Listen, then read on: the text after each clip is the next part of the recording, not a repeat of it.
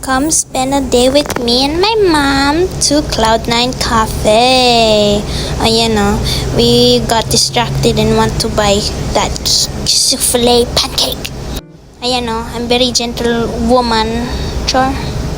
So, yan ang menu. Gusto ko yan yung pancake.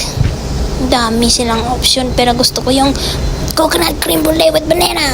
Yeah! Ayan o, na-matching daw yung outfit ni mama sa logo. Char.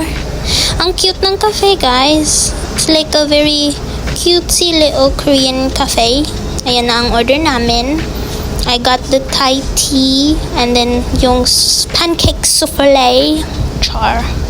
Yun si mama o, naghintay sa coffee niya. Ayan, arrive na yung coffee niya. Wow!